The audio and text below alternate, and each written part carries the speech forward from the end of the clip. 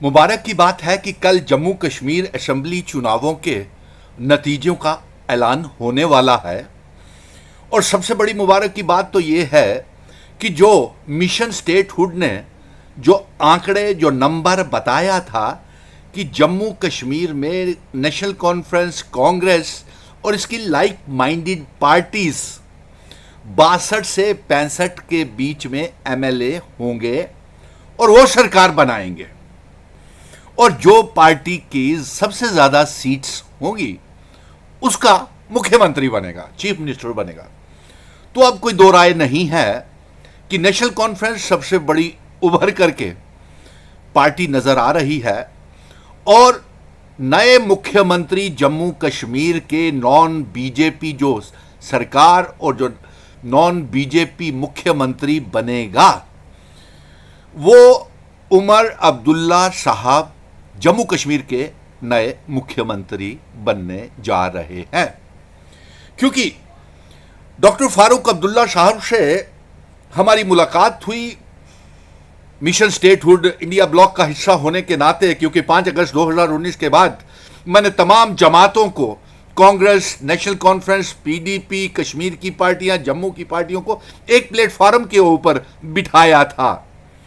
और उसके बाद पार्लियामेंट के चुनावों में भी हमने अच्छी बढ़त हासिल की, और असेंबली के चुनावों में भी हम असेंबली के चुनाव जीतने जा रहे हैं। और ऐसे में उमर अब्दुल्ला साहब का चीफ मिनिस्टर बनना तय है। और दूसरी बात यह है, भारतीय जनता पार्टी वाले भले जितने मर्जी झूठ बोलते रहें, झूठी बातें करते रहें, यह उसका कोई मतलब नहीं है। और सबसे बड़ी बात तो यह है कि भारतीय जनता पार्टी बुरी तरह से हार रही है। बड़ी साजिशें की भारतीय जनता पार्टी ने। और एक बात और बता दें, खुशखबरी जम्मू कश्मीर के अवाम के लिए और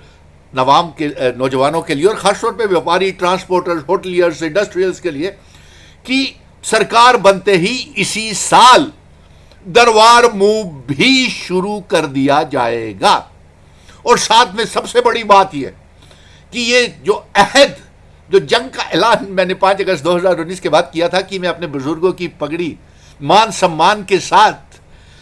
रियासत का दर्जा, इल्हाक की शर्तें, जिन शर्तों के ऊपर जम्मू कश्मीर का इल्हाक सेशन भारत के साथ हुआ था, उन्हें लागू करवाऊंगा, अपना स्टेट सब्जेक्ट वापस ले लूंगा। और जो हमारा यूनियन टेरिटरी बनाया है वो, और जो 5 अगस्त 2019 के फैसले हमें मंजूर नहीं है, और आर्टिकल 370 के लिए हम फिर से अमेंडमेंट या तो पार्लियामेंट में करवाएंगे या लार्जर बेंच सुप्रीम कोर्ट में जाएंगे। और सुप्रीम कोर्ट में एक और बात को लेकर के हम जाएंगे। भले ही भारतीय जनता पार्टी झूठे दावे कर रही है कि वो सरकार बनाने जा रहे हैं, उनसे तो मैं ये कह दूं कि अगर चोर दरवाजे राजभवन से लेफ्टिनेंट गवर्नर, कोई जरूरी भी नहीं है कि वो 5 एमएलएस की नॉमिनेशन होनी चाहिए, कोई कंपल्शन नहीं है कॉन्स्टिट्यूशन के मुताबिक, लेकिन फिर भी ये अपना नंबर पूरा करने के लिए अगर वो ऐसा टेरर फंडिंग के और सेपरेटिस्ट लीडर्स के, जमायते के और इंजीनियर रशीद जैसों के कैदियों के साथ, तिहाड़ जेल के, उनके साथ समझौता कर सकते हैं, तो ये अनकॉन्स्टिट्यूशनल काम, रियासत को तोड़ने वाला, आर्टिकल 370 को तोड़ने वाला, ये अगर अनकॉन्स्टिट्यूशनल काम ये एलजी से करवाएंगे, जो कोई ज़रूरत नहीं होती, जिसकी कोई ज़रूरी भी नहीं है कि वो क्योंकि उनके पास वोटिंग पावर्स नहीं होती है। और अगर वो नॉमिनेशन होनी भी चाहिए तो वो नॉमिनेशन जो है वो चुनी हुई सरकार, नेशनल कॉन्फ्रेंस, कांग्रेस, इसके लाइक माइंडेड पार्टीज के चुने हुए एमएलएज रिकमेंड करें लेफ्टिनेंट गवर्नर को, तो वो नॉमिनेट, ये सही प्रोसीजर कॉन्स्टिट्यूशन का है। चलिए कोई बात नहीं। और अगर एलजी ने ये 5 बीजेपी के विधायकों को नॉमिनेट किया तो ये हमारी चेतावनी है कि मैं फिर से सुप्रीम कोर्ट में जाऊंगा और वहां पे रिट पिटीशन दायर करूंगा कि ये अनकॉन्स्टिट्यूशनली 5 एमएलएज बीजेपी के लेफ्टिनेंट गवर्नर उनको फायदा पहुंचाने के लिए बना रहे हैं। और दूसरी बात एक और मैं बता दूं कि मुबारक की बात है कि और इनकी सरकार भारतीय जनता पार्टी की नहीं है, ये झूठ बोल रही है। और हम फिर से सुप्रीम कोर्ट में आर्टिकल 370 35 से रियासत के दर्जे की वापसी और इसके लिए जाएंगे। और मुबारक की बात यह है कि नेशनल कॉन्फ्रेंस, कांग्रेस और इसकी लाइक माइंडेड पार्टीज, अगर पीडीपी ने कहा है तो वो भी इसमें शामिल हो सकती है। और नए मुख्यमंत्री, चीफ मिनिस्टर जो है वो उमर अब्दुल्ला साहब बनेंगे। अवाम की तो ये भी ख्वाहिश थी कि डॉक्टर फारूक अब्दुल्ला साहब चीफ मिनिस्टर बनते, लेकिन कल मुलाकात में डॉक्टर साहब ने कहा कि मैं ज़रा अब नौजवानों को मौका दिया जाए, नौजवानों को लेकर के। उन्होंने कहा कि नौजवानों के लिए बहुत कुछ कर रहा है, इस रियासत की अवाम की, नौजवानों की बहुत सी उम्मीदें हैं। और ये जो मैं आंकड़े आपको बता रहा हूं, ये मिशन स्टेटहुड ने 5 अगस्त 2019 के बाद जो मेहनत की है, जो तमाम पार्टियों को, जम्मू और कश्मीर के लोगों को इकट्ठा किया है, ये उसके मुताबिक, उस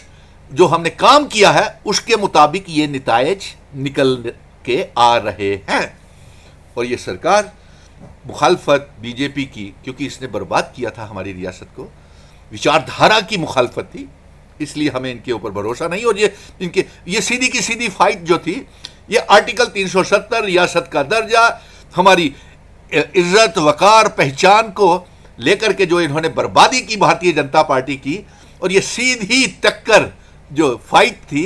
ये प्राइम मिनिस्टर साहब की हार होगी अगर ये भारतीय जनता पार्टी जीतती है, ये होम मिनिस्टर साहब की हार होगी अगर ये भारतीय जनता पार्टी जीतती है। और अगर भारतीय जनता पार्टी बुरी तरह से हार रही है और उमर अब्दुल्ला संभावना है कि वो नए मुख्यमंत्री होंगे, इसलिए मुबारक दे देते हैं उमर साहब को कि आपको भी बहुत बहुत मुबारक। आप जम्मू कश्मीर की सरकार की बागडोर संभाल रहे हैं और एक सेकुलर सरकार बनने जा रही है, लोगों की ख्वाहिशों के मुताबिक, क्योंकि वो तंग आ चुके थे अवाम। उन्हें 5 अगस्त 2019 के फैसले मंजूर नहीं थे, नौजवान बेकार हो गए, बेरोजगार